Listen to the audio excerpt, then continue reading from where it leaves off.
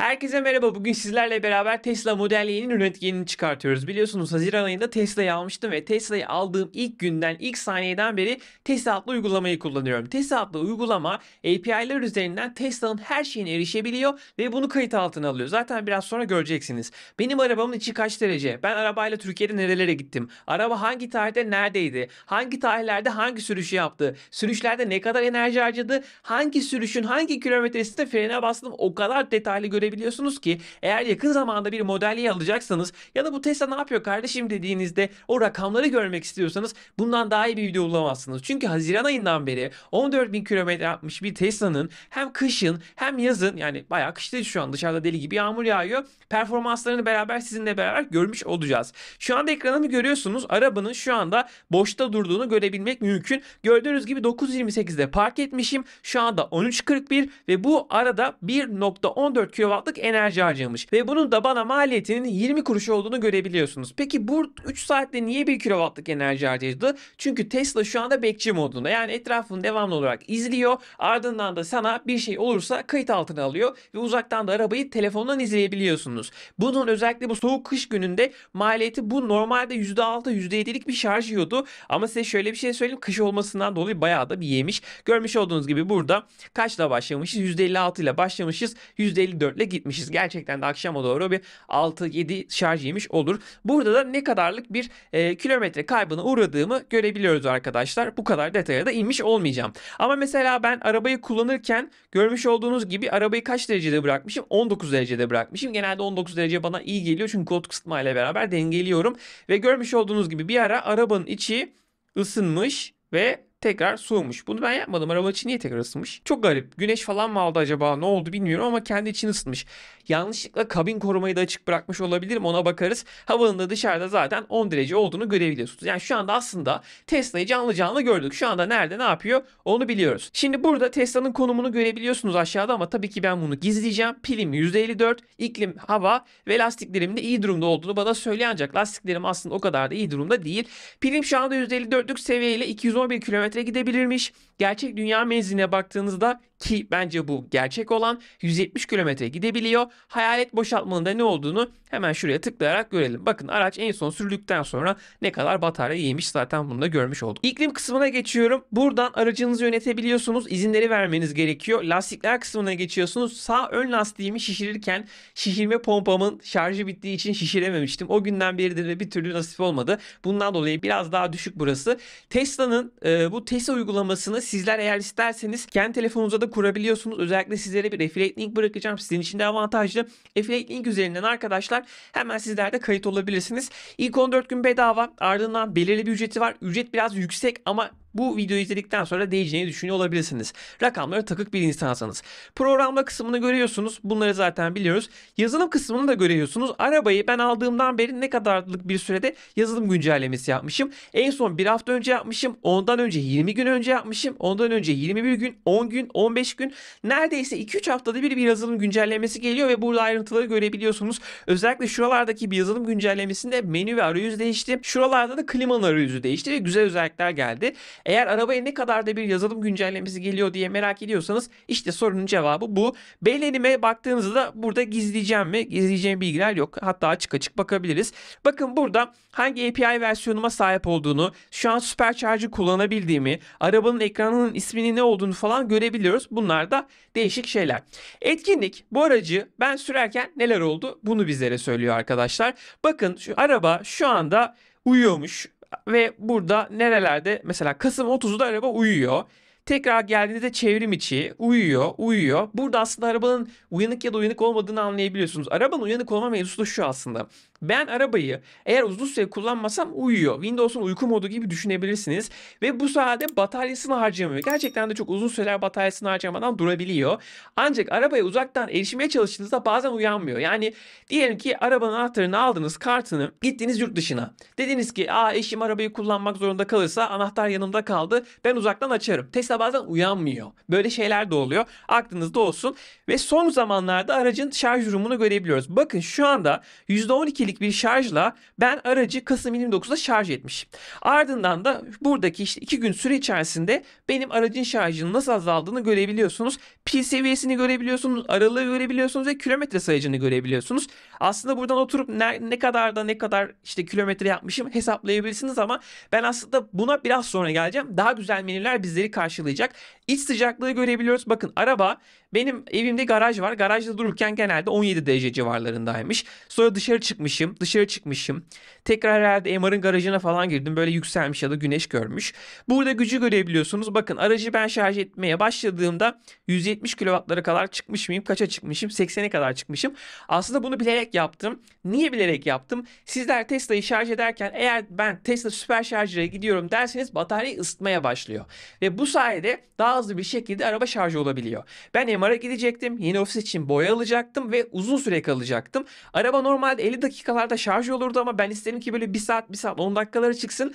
Bu yüzden MR'da şarja gideceğimi arabaya haber vermedim. Araba soğuk bataryayla çok uzun bir süreler böyle 40 wattlar 30 kilowattlarla falan şarj oldu. Bu da benim işime geldi. Bu da benim kendi taktiğimdi arkadaşlar. Ampere, voltaja girmiyorum. Komutlara baktığınızda burada bazı detaylar var. Ben sana anahtarı TESİ'ye vermedim. Yani gereğinden fazla yetki vermedim. Bu tamamen kendi kararınız. Oturup da araştırmadım da aslında. Ama isterseniz uzaktan biraz önceki iklimlendirmeye çalıştırdığınız gibi aracı uzaktan yönetmeye başlayabiliyorsunuz. Bakın dataları görmek farklı. Arabanın klimasını, kapısını buradan açmak farklı. Haberiniz olsun. Gözetmen moduna baktığınızda da doğrudan telemetri gerekiyor diye aslında söylüyor. Bunu da aktifleştirmemişim. Şimdi gelelim sürüş kısmına. Yukarıda harita var. Nereden nereye gittiğimi gösteriyor ama ben sizlere göstermeyeceğim. Çünkü direkt evimin ve ofisimin adresleri belli oluyor. Hatta oraları da gizledik. Bakın ben bu sürüş sırasında direkt olarak 2 kW'lık bir enerji harcamışım. Peki nasıl bir yolmuş bu? 7,5 kilometrelik bir yol gelmişim.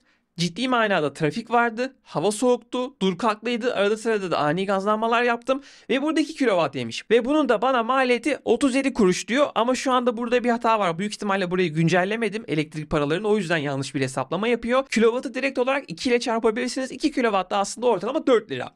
Yani ben bu arabayla evden şarj ettiğim için bahsediyorum. 8 kilometre yol gitmişim ve 4 liralık bir ücret ödemişim. Ve bunu kışın en ağır enerji kullanımında yapmışım. Yani kilometresi şu anda bana 50 kuruşa mal oluyor. Eğer bunu arabayla yapsaydım 7 kilometrenin de bana maliyetinin 20 lira olacağını söylüyor ama bu benim Golf'üm için geçerli. Yani eskiden sattığım araba için. Bakın burada ben arabayı sürerken ani hızlanma dediğim yer burası. Bakın direkt 19'dan 77'ye çıkmışım. Aslında o kadar da ani bir hızlanma değil ama hani büyük ihtimalle grafik dar olduğu için öyle gösteriyor.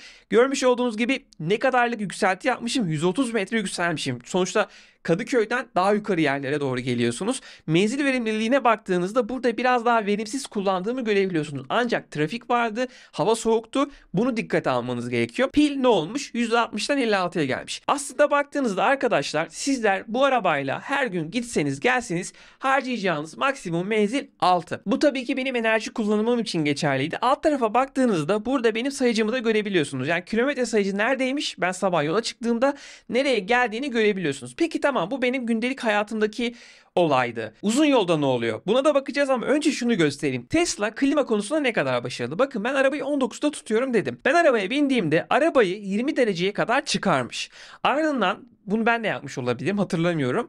Ardından 19 derecede arabayı tut dediğim için arabayı stabil bir şekilde 27 dakika boyunca aynı sıcaklıkta tutabilmiş. Hem de dışarıdaki sıcaklık yükselti arttıkça düşmesine rağmen bunu yapabilmiş. Yani Tesla aldığınızda klima konusunda başarılı çalıştığını söyleyebilirim. Ama benim uzun yol tecrübelerimde güneş çıktığında ya da böyle bazen karanlığa düştüğünüzde arabanın böyle bir klimasıyla oynayasınız geliyor. Ben 20 seviyorum abi. Her seferinde 20 kalsın diye bir dünya yok. Haberiniz olsun. Uzun bir sürüşe bakalım. Bakın ben Ilgaz'dan yola çıkıyorum. Arabanın şarjını %100'e getiriyorum. Bu gerçek bir uzun yol deneyimidir Anadolu için. Ardından da Samsun'a varıyorum.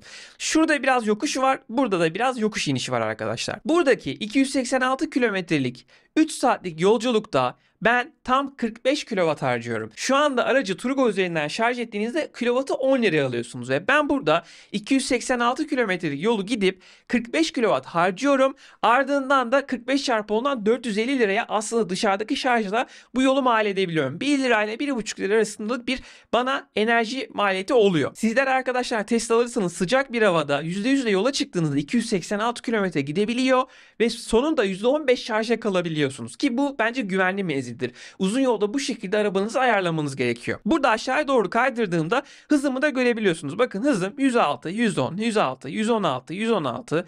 Bir ara şurada trafiğe ışığa falan denk gelmişim. 116, 110'larda takılıyorum. Yükseltiye baktığınızda 842 metre yükselmişim. Bakın buradaki yükseltiyi de görebiliyorsunuz. Menzil verimliliğim hava sıcak olduğu için çok daha iyi. Aşağıya doğru kaydırdığımda pilimin de ne durumda olduğunu burada bakın dakika dakika görebiliyorsunuz. TES'i gerçekten çok başarılı çalışıyor. Buradaki enerjiye baktığınızda şurada bir ani hızlanma yapmışım. Onun dışında biraz arabayı yükseltili ve alçaltılı bir yolda kullanmışım. Genelde otopilotta kullanmaya gayret ediyorum ama yükseltili yollarda araba sürerken böyle bir keyif oluyor. Sağ sol gaza bas falan. Keyfini çıkarmışım anladığım kadarıyla. Kilometre sayacını zaten biliyoruz. Bakın arabanın iç sıcaklığı. Biraz önce dediğim mevzuya geldik. Dışarıdaki sıcaklığın ne kadar değişken olduğunu görebiliyorsunuz. Burası çok orantısız ama araba hep tepki verip arabayı 22.7'ye getirmiş. 22.6, 22.6. Şurada bir bakın sapıtmış. Yani o yarım derecelik şeyi bile güneşte aslında hissediyorsunuz ama yine de başarılı bir şekilde çalıştığını görebiliyorum. Analizlere baktığınızda burada size bu zamana kadarki yaptığınız her şeyi gösteriyor. Bakın 14.000 kilometre yol yapmışım. Tam 14.000 kilometre. Bu zamana kadar 2334 kW enerji harcamışım. Şu şekilde maliyet hesaplayın. Ben uzun uzun girmeyeceğim. Hatta şuraya girelim. Eğer Turgo'dan şarj edersem 10 liraya bu arabanın bana 14.000 kilometredeki ve kilometre başına maliyeti, eğer evden 2 liraya şarj edersem hatta 1.89 şu anda kilowatt, bana maliyetlerini görebiliyorsunuz arkadaşlar. Devam ediyorum. Elektrik maliyetimiz bana 4.800 lira olmuş. Yakıt maliyetini Golf'e göre hesaplıyor ama bence bir tık az, yanlış hesaplıyor.